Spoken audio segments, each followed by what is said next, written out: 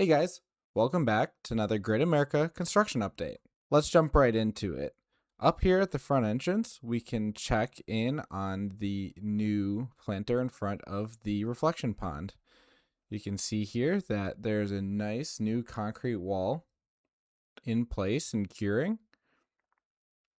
Looks like this concrete wall is complete, and after this, they'll fill this in with dirt and the logo, and it'll look nice and similar to CGA. Overall, yeah, not much going on otherwise at the front of the park here. I haven't really seen anything in terms of the bricks that were announced. There's no real work done on that, but I'm sure that won't be too hard to implement once those are ordered.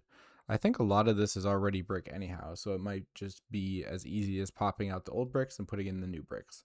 But I'm not a bricklayer, so don't know. Looking over here at the toll booths, we can see that they have painted every other strip on here blue, so they're no longer white. So there's 3 boxes instead of the 5 that they used to have.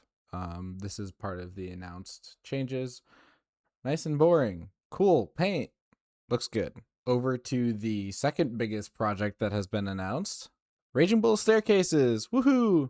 So last time we dove into the construction plans and we saw what was happening. It looks like they've got the main slab poured here.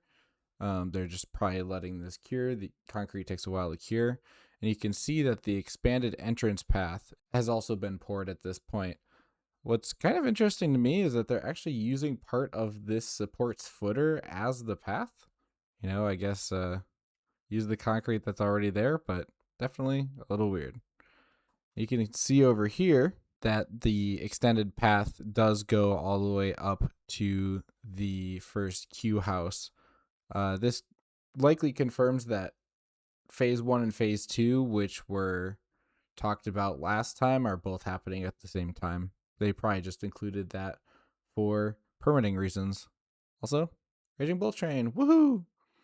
About a month and a half away from opening day at this point, so it's great to see trains on tracks again. Also,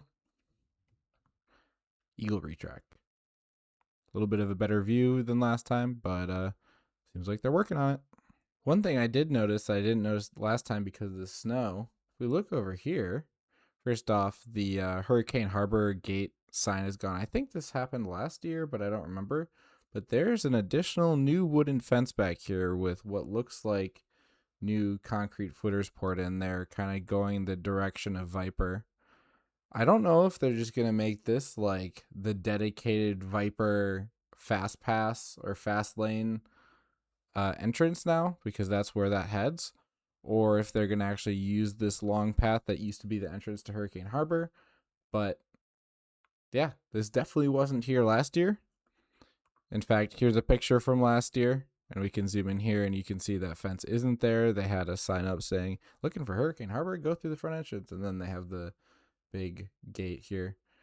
Also, look at the difference of Raging Bull. This was Raging Bull last year. This is Raging Bull this year. Freaking crazy. And it looks this vibrant in real life too. It's not very easy to tell from the vantage points that I can legally fly from. However, at this point, I really don't see any changes with Whizzer. The snow definitely didn't help most things last time, but the snow did make Whizzer a lot easier to see through the trees. Over to the other news, we can see better detail of the go-karts that are now removed. We can see obviously that basically everything has been removed. There were a little bits and bobs here and there that hadn't been quite removed yet last time. But yeah, everything's gone. For now, they've left all the fence up. I'm guessing they'll just leave this up for this year to act as a construction fence. But I would expect this to be either removed or mostly removed for when whatever goes in here is in place, which I would expect to still be the kids' area. And the big news that broke right before I left for the Olympics, yeah, Camp Cartoon is completely gone. The sign's gone. The bus is gone. Yahoo is gone. Everything back here is gone. The wall is still up between here and Wilderness Theater, and it has been confirmed that Sprocket Rockets is staying and will be accessible this year. but everything else from the land has been completely removed. To me, this makes a whole lot of sense. If you go to my website, I have a Great America comparison where I took pictures from Six Flags Great America and CGA, and I was able to take pictures in nearly the exact same location. So for example, for this spot, which is basically a shot of Camp Cartoon at Six Flags Great America, you can see at CGA, this is really just like a seating area, and then back here are some kids rides. So what they did was they combined their kids area all the way from Camp Cartoon all the way into where the go-karts are. You can see it better here too. You can see this is all kids area stuff, and then this is all kids area stuff, and this whole entire area turns into a kids area. I would expect something very similar for our park, just because this is something that, you know, has already been done and has already been proven and works well. But also it would be weird to have two kids areas right next to each other and not be connected. So makes a whole lot of sense. Don't fret though if you're a fan of the bus or Yahoo.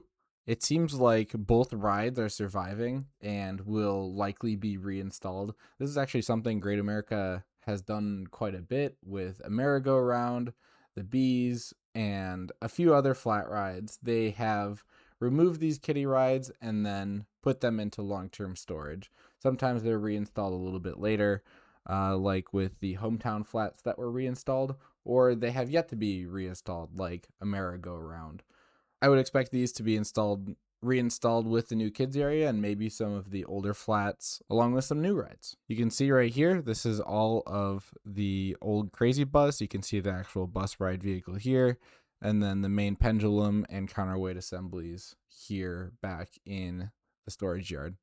You can see old Buccaneer battle boats and rafts for the river raft ride back here as well, along with a ton of different antique cars. I wonder if Great America could get back an antique cars ride. There are a ton of these vehicles left over from both of the antique car rides that were at this park previously, so maybe they'll pull a Kings Island and find a spot to get their car ride back.